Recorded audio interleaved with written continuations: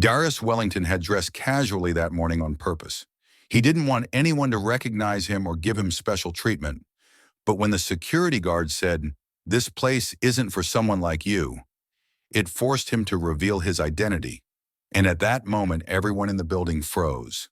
Welcome to Stories of Black Lives. Before we dive into these powerful stories of respect, justice, and hope, please let us know in the comments which country you're watching from and your age. If you want to see more stories like this, hit the subscribe button. Please don't forget to like our video. Wellington Plaza, rising in the heart of Chicago, was one of the city's most prestigious business centers.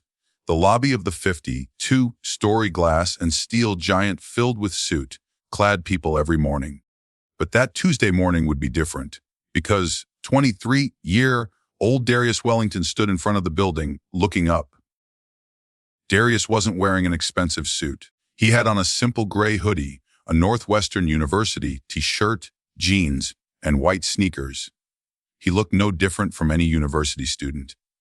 As he approached the glass doors of the building, security guard Vernon Mitchell watched him carefully. Vernon was 45 years old, an experienced man who had worked in this building for 3 years. He was used to well-dressed executives.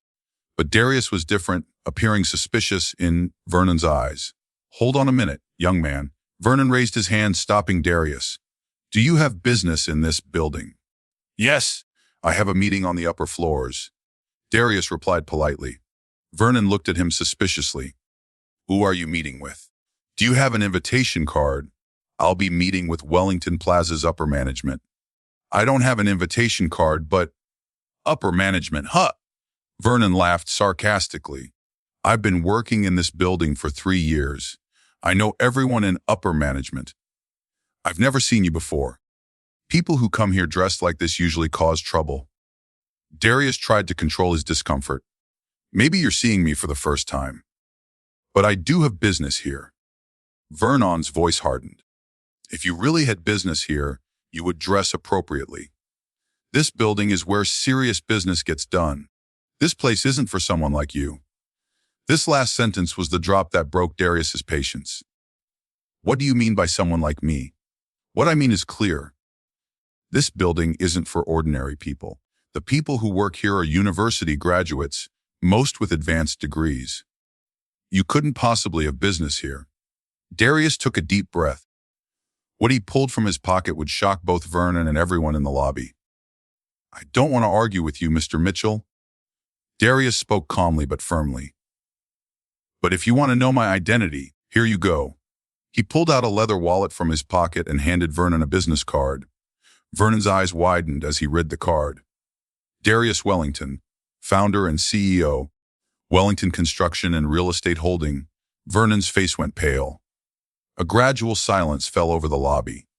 "This building, Wellington Plaza, was built by my company 3 years ago. A total investment of $150 million was made.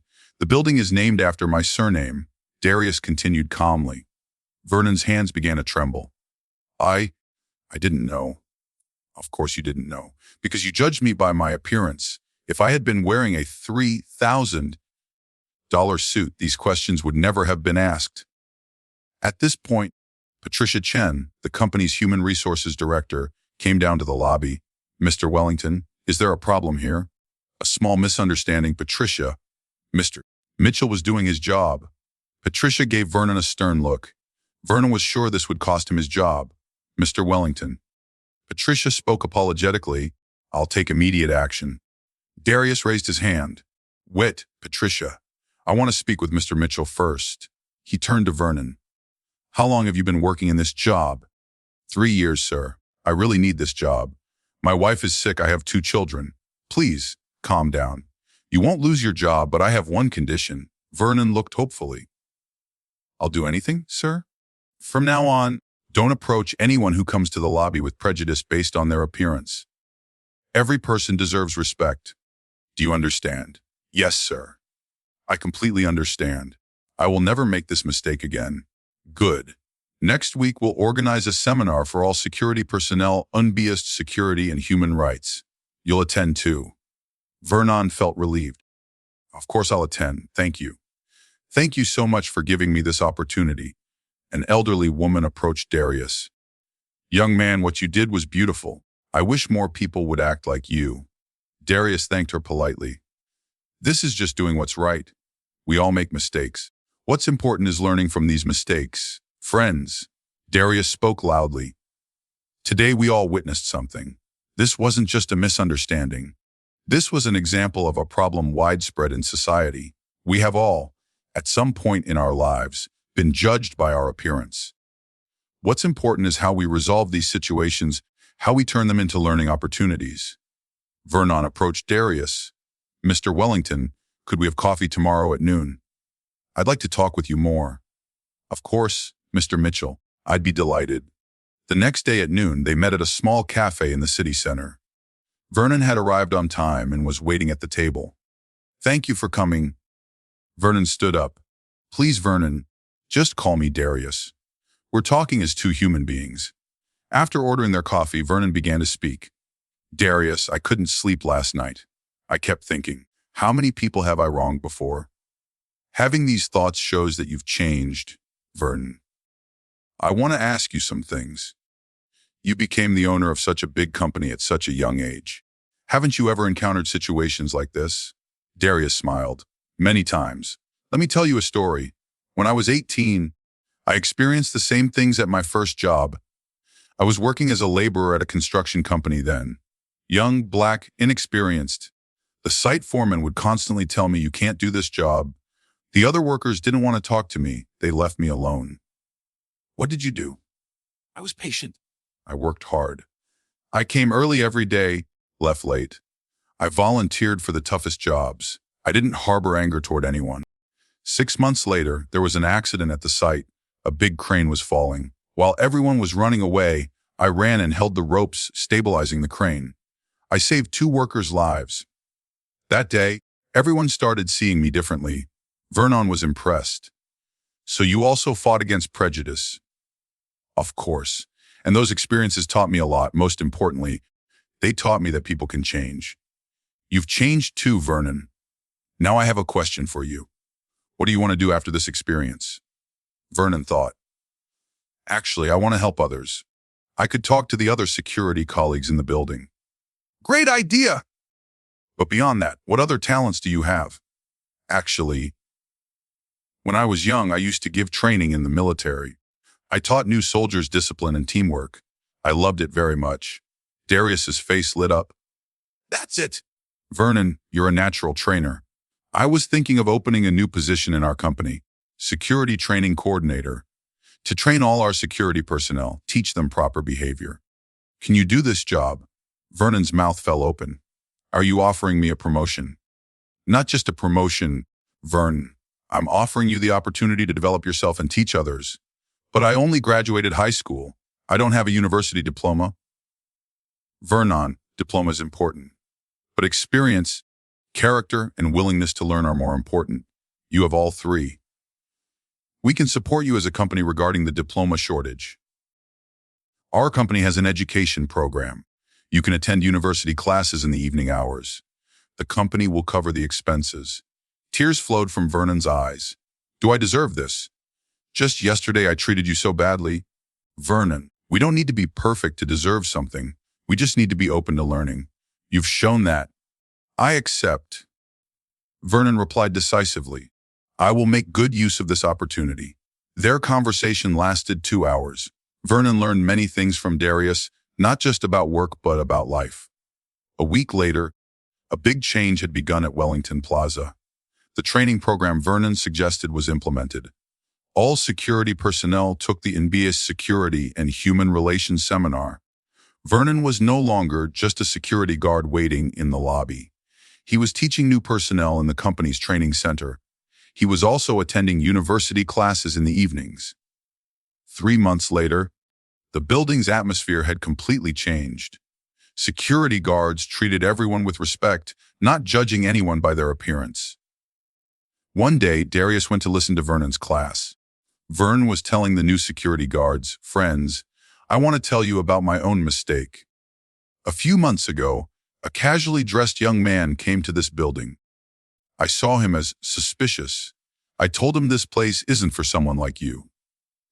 Then I learned that young man was the owner of this building.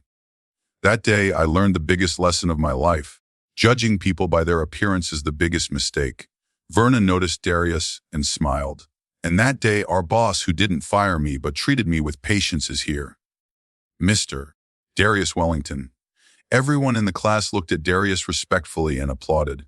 After the class, Vernon approached Darius. How did you find the class? It was perfect, Vernon. You're a real trainer. I owe this change to you, Darius. No. Vernon, you created this change. I just opened the door. That evening, as Darius left the building, he passed through the lobby. Vernon was standing there, but now he was a different Vernon. A confident, proud, respectful man. Good evening, Darius. Vern greeted with a smile. Good evening, Vern. As Darius left the building, he thought sometimes the biggest changes in life happen at the most unexpected moments. And true leadership isn't about punishing people, but transforming them. A year later, Vernon graduated from university. At the graduation ceremony, Darius was there along with his family. When Vernon took the stage, Darius stood up and applauded. In his graduation speech, Vernon said, "This diploma isn't just my success. This is the success of those who give second chances, those who teach with patience. This diploma is proof that change is possible." And that day, in the lobby of Wellington Plaza, the friendship of two men had begun. They had both learned from each other. Because the most beautiful stories in life are written when people transform each other. And sometimes, the biggest lessons are hidden in the smallest moments. Vernon Mitchell lived the most meaningful period of his life from that day on. Not only did he change, but hundreds of people changed because of him. Because Vernon had learned to pass on the lesson he received to others. 6 months later, another turning point occurred in Vernon's life. The city of Chicago had selected him as Civil Society Leader of the Year. At the awards ceremony, he would sit alongside the city's most important figures. His wife Linda would attend the ceremony with their children Marcus and Sarah. On the morning of the ceremony, Vernon looked at himself in the mirror. 3.5 years ago, he was just a security guard.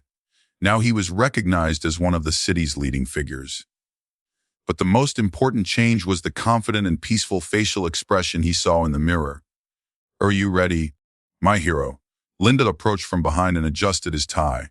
"It still feels like a dream," Vernon smiled. "Sometimes I pinch myself. This is real, Vernon. You deserve this." The ceremony was held at the Chicago Symphony Center. The hall was packed. When Vernon was called to the stage, the standing ovation lasted 5 minutes. As he stepped up to the podium, he could feel his heart beating rapidly. "Dear friends," Vernon began his speech, "as I receive this award, my mind goes back 3.5 years. That day, I made a big mistake in the lobby of Wellington Plaza. But that mistake became the greatest gift of my life." The hall listened attentively. "Because that day, I met a special person named Darius Wellington. He gave me not revenge, but a second chance. He taught me that the greatest power is love, not hatred." Vernon's voice was trembling but determined. "This award isn't just mine. It belongs to everyone who believed in me, who supported me. My family, Darius, the Wellington Plaza family, and every citizen of this city contributed to this success." The applause started again. After Vernon received his award, he saw Darius in the back of the hall. When they made eye contact, Darius gave him a thumbs up. After the ceremony, Vernon and his family had dinner with Darius. The restaurant had been specially reserved. At the table were Vernon's family, Darius, and a few close friends. "Vernon," Darius raised his glass, "you're not just a friend to me, you're a brother. This success is the pride of all of us." The children were also proud of their father. Marcus said, "Dad, you're my hero." Sarah added, "At school, all my friends know you now." Linda squeezed Vernon's hand. "The day I married you, I knew you had such a beautiful heart. Now the whole world sees it too." After dinner, Vernon and Darius went up to the building's roof. Chicago's night view stretched before them. "Darius, I want to tell you something," Vernon began. "You saved my life. Not just that day, but every day you save it. Because what you taught me makes me a better person every day. Vernon, you saved mine too. You showed me that leadership isn't measured by using power, but by using your power for others' good. As the two men watched the city lights, they continued talking. You know, Vernon, our story is now being told in very different places. It was being taught as a case study at Harvard Business School. After my TED Talk, emails come from all over the world. Vernon was surprised. Really? This is incredible. Yes, and you'll give your own TED Talk too, next month in New York. What? Me? But I can't speak that well. Darius laughed. Vernon, you teach hundreds of people every day. A TED Talk isn't different from that. Just a slightly bigger hall. A month passed. Vernon went to New York for the first time in his life. Standing on the TED stage still felt like a dream to him. The title of his talk, How a Mistake Changes Life. While waiting backstage, Darius was giving him moral support. Just speak from your heart, Vernon. Tell your story. The rest will come naturally. When Vernon took the stage, the hall fell into silence. The man standing in the middle of that big stage was very different from his former self. He looked confident, mature, and wise. Hello, Vernon began speaking into the microphone. My name is Vernon Mitchell. 3.5 years ago, I made the biggest mistake of my life. But if I can be here today, it's because someone gave me a second chance. Throughout his 18-minute talk, the hall was completely silent. Vernon told about that morning's incident, meeting Darius, the change process, and what he learned. I learned that, Vernon said as he finished his talk, no one is perfect enough to never make mistakes. But at the same time, no one is so lost that they can't change. All we need is to give each other second chances. When his talk ended, the hall gave him a standing ovation. When he returned backstage, Darius hugged him. It was magnificent, Vernon. Your words touch people's hearts. The TED Talk was watched millions of times. Messages from all over the world started coming to Vernon.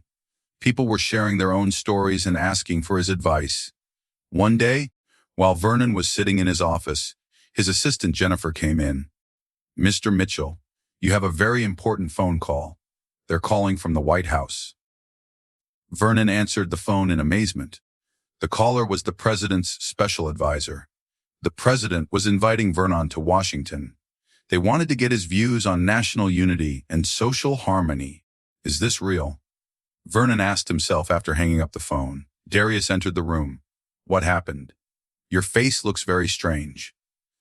The White House is calling me to Washington. I'm going to meet with the president. Darius smiled. Vernon, you've become not just Chicago's pride, but America's pride. The Washington visit was another turning point for Vernon. He met with the president in the Oval Office. The president knew his story and said he was very impressed. Mr. Mitchell, the president said, your story is America's story of hope. In this country, everyone deserves a second chance. You proved that. After the visit, Vernon received a special offer. The federal government would launch a nationwide second chance program. Vernon was wanted to lead this program. Vernon shared this offer with Darius. What do you think? Should I accept? Vernon, this is a tremendous opportunity for you. But the decision is yours. I want to accept. But I don't want to leave Wellington Plaza. This place is my home. Darius thought. Then let's do this. Work half the week in Washington, half here. This way we won't lose either. Vernon's eyes lit up. Is this possible? We're talking about you, Vernon. Everything is possible. 6 months after the program started, the results were very impressive. Tens of thousands of people across the country had benefited from the Second Chance program. Crime rates had decreased, social harmony had increased. One day, while Vernon was sitting in his Chicago office, there was a knock on the door. A young man entered. Black, about 20, 5 years old, with hope in his eyes. Mr. Mitchell, I'm Derek Johnson. I got out of prison 2 years ago. I watched your TED Talk. You gave me hope. Vernon stood up. Welcome, Derek. How can I help you? I want to change too. I want to help others. How can I do it? Vernon smiled. He heard this question a lot now. Derek, change starts with decision. You've already made that decision. Now you just need to work. They talked with Derek for 2 hours. Vernon told him his own story and gave advice. When Derek left, he thanked Vernon.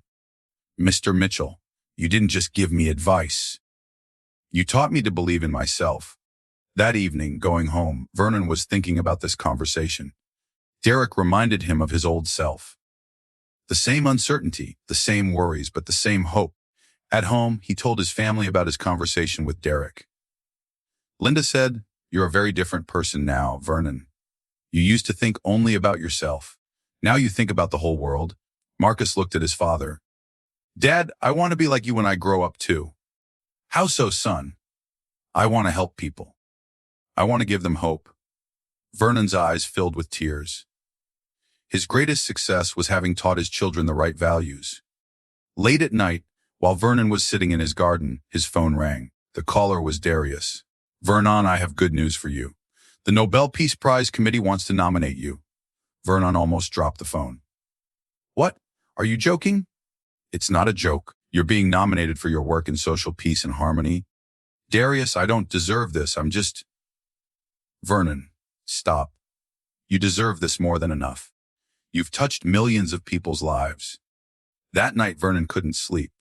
His whole life passed before his eyes. That morning's mistake, meeting Darius, the change process coming to today. The next morning, when he went to work, all the building employees welcomed him with applause. The news had already spread.